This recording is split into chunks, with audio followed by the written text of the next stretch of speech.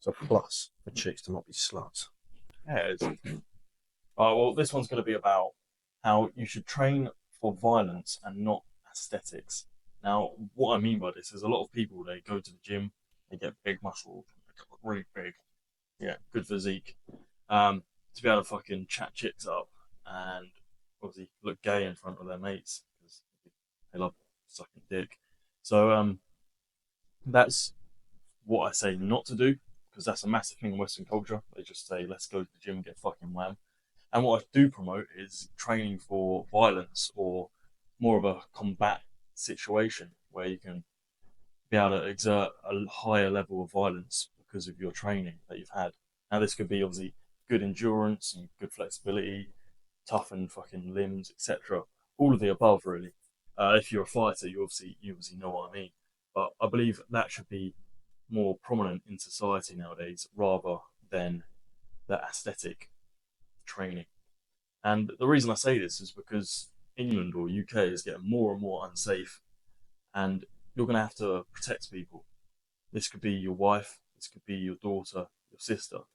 They all need protecting, and they do not need a big fucking gay bodybuilder having a heart attack midway through a fucking 3v1 scrap because some little fucking refugees are trying to rape your missus.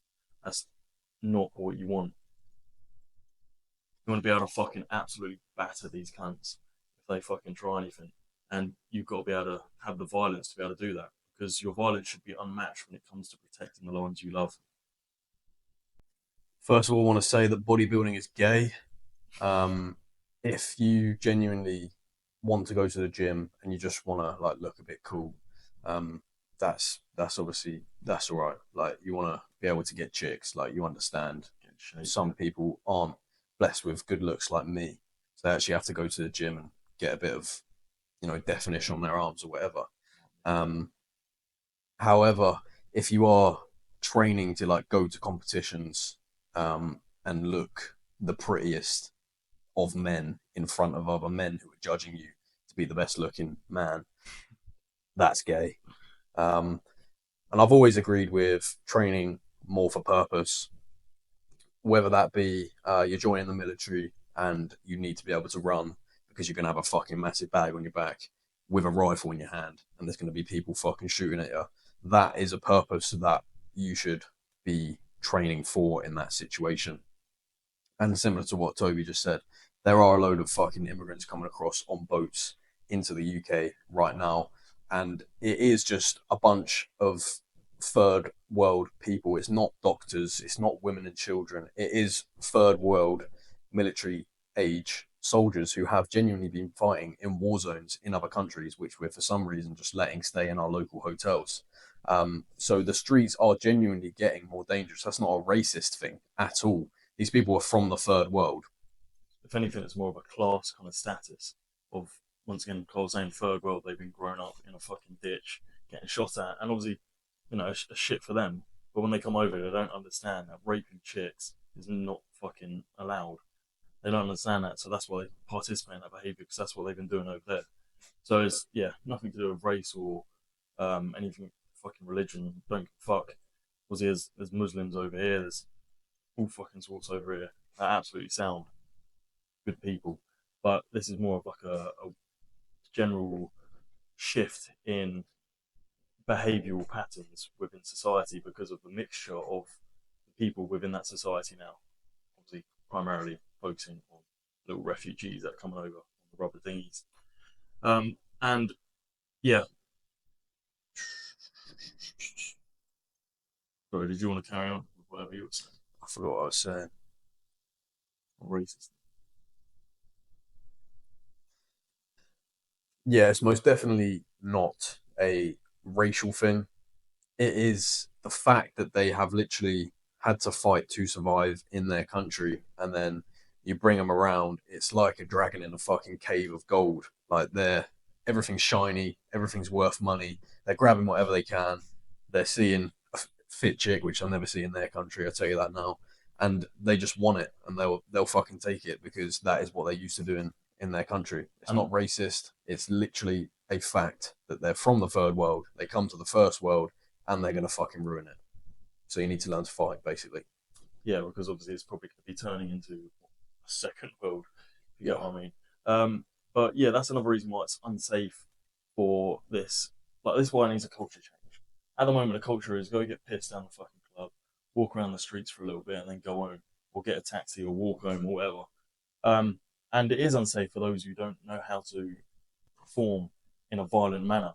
There's a lot of blokes and like women blokes. There's a mixture. There's not just primarily focusing at women walking around the streets being unsafe for you, so don't do that. There's also men. So I know a lot of blokes that don't know how to fight. They could easily get fucking battered. So this culture will start to change, and yes, unfortunately, it's probably going to change via consequence.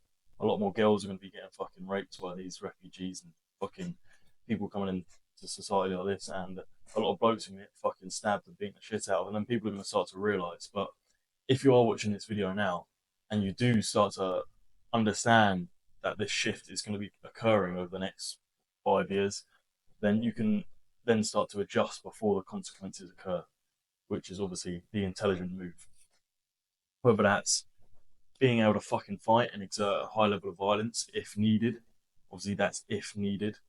Or whether that's just to stop fucking putting yourself in positions where you're absolutely smashed and you're walking home in the middle of the night by yourself. Obviously, men and women both applied there. But once again, if you can obviously exert that violence, then walking home alone maybe not be a danger for yourself. But once again, steps need to be put into play to be able to allow that to happen. Once again, strong little bodybuilder prick.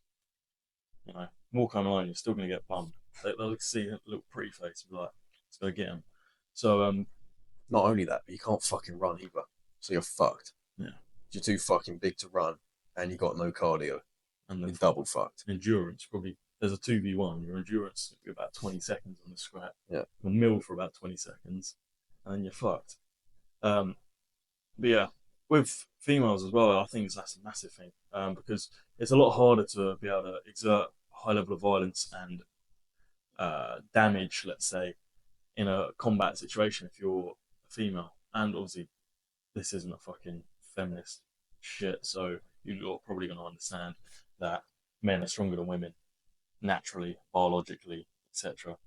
Obviously, I do know some girls who can fucking throw a bang and can exert quite a lot of violence, but in a environment where it's two fucking 6 foot blokes versus a chick, there's not much hope there. I'm not gonna lie. That's why you yourself need to be able to fucking put in the work to be able to protect those you love in a situation that may occur. Your violence should be unmatched in times of protecting those you love.